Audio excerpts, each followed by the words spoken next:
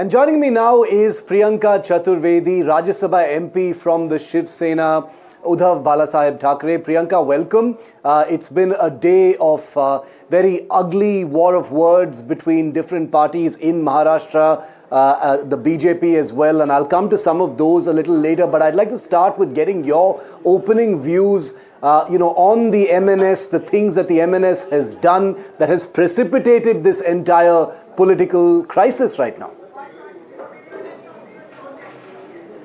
No, actually, Shiv, it is not MNS which has precipitated this entire crisis. It is the government of Maharashtra. It is government of Maharashtra's decision that brought in a GR which was making a language compulsory for first grade students. Our objection was not to the language. And I will continue to repeat because I've been very surprised. No, Shiv, allow me to complete. You call me on your show. I will allow you to complete. I will allow you to complete, Priyanka, but I'm asking you about specifically the MNS. I will allow you to complete and talk about the language policy, but about the Slapgate issue where a person was slapped on the Marathi issue. I'll have to bring in the context. I'm sorry. No. There is no context to a person being slapped. The story doesn't begin from where you want it to begin. No, I'm sorry. Then you're supporting the MNS's violence. No, 1 second. I'm sorry. I will have to bring. I'll have to point that out then. No, I'm not supporting anybody. You haven't even allowed me to complete. Okay, complete. I haven't even been allowed to come to that point. Complete. This is unfair. You are trying to tell me that what I should be speaking. Complete your point, Priyanka. Complete your point. You know, I'm sorry, Shiv, the problem is, and I have been quiet over last 2 weeks, but I have been seeing an entire narrative come out, and without bringing the context, it's unfortunate that we start from a part where MNS has begun. I totally do not agree with what has happened with regards to being slapped and violence. And for the violence that they indulged in, there's a law and order, mechanism in Maharashtra, which the Home Minister of Maharashtra has adhered to, and he has booked them under sections which were bailable, and they have got that bail. The government of Maharashtra has not done its job as well, by the way. Can I now start with what I was saying? Yes. No, whether they've done their job is for you to judge. Please allow me to just bring the context. Yeah. I'm not here as a spokesperson of the BJP. I'm here as a spokesperson of my party. Correct. And where my party stands on this issue and where we come in, right? Yes. So we came in at a point where we said grade 1 students should not be forced or pressurized to study a third language, and they should have an option. They realized their mistake. They figured that they could not bring in a language in this kind of a manner. That is why you saw a lot of debates happen around it. It only came after there was strong opposition against it. Now, with regards to what happened, I will tell you just one thing here, Shiv. Shiv, there are 12 crore people in Maharashtra, out of which about 1.5 crore come from other states. All are peacefully coexisting in Maharashtra. My own parents came from Uttar Pradesh to make a life for themselves in Mumbai. That's right. My own parents, if I was to say, I'm a first generation migrant to Mumbai. But look what Mumbai has given me. Look what Maharashtra has given me. The party you're accusing of not being tolerant to Hindi language is a party that has sent me to the Rajya Sabha and has given me the opportunity to represent Maharashtra, for which I will forever be grateful. I speak Hindi, I speak Marathi, but I speak very limited Marathi, but I have never faced any kind of backlash. But that does not mean that out of the 1.5 crore people that come from various other states, even Hindi-speaking states, will disrespect the language, will disrespect the state that they come from.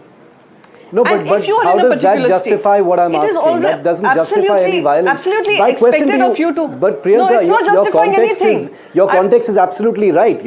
I completely agree with every word that you're just saying. And I actually commend you for being perhaps one of the first few people to come out and outrightly condemn any forms of violence. The question is, why isn't this being done more explicitly at a party level?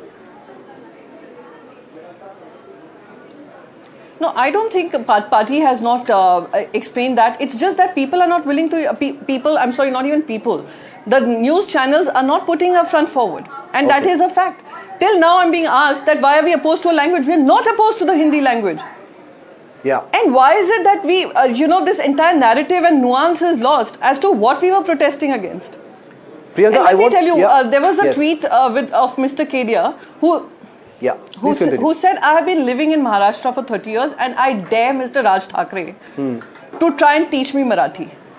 How is it respectful to the state that he's living in and which has probably given him the opportunities that have made him a businessman? I understand the point you're making, Priyanka. I understand the point you're making, and I would also say, but that does not justify violence. Yes, bad behavior, being disrespectful should be condemned. The law should take its course. Again, I will repeat. Somebody, you are provoking. People. No. Okay. So. It's a dangerous precedent you're setting, Priyanka, by saying that you should be disrespectful, otherwise violence will happen. Again, I'm repeating to you, I think I've already spoken about the violence issue. I do not want to keep repeating it. My point is this, provocation continues. A BJP member of parliament, Mr. Nishikant Dubey, has said all kinds of things about Maharashtra. He has spoken in such a, I mean, the words I will not want to repeat, but I would want to remind Mr. Nishikant Dubey that if he says the coal mines or whatever mines that he was boasting of from Jharkhand are in his state, if Tata Group set up the first industry in their state, why is it an unfortunate reality today that people of Bihar, people of Jharkhand are unable to find job opportunities in their states? That is why they come to states like Maharashtra, which has given them love, which has given them respect. And today, 1 second please, you'll have to allow me to complete. Highest GST paying state, highest GDP state. Every single rupee that goes out of Maharashtra in taxes, we only get 3 paise back in return. And for you to sit and say that what have Marathis done, what industries you have, who are y'all, and how can you, if you'll come to our state, we will beat you black and blue. Is that not provocation?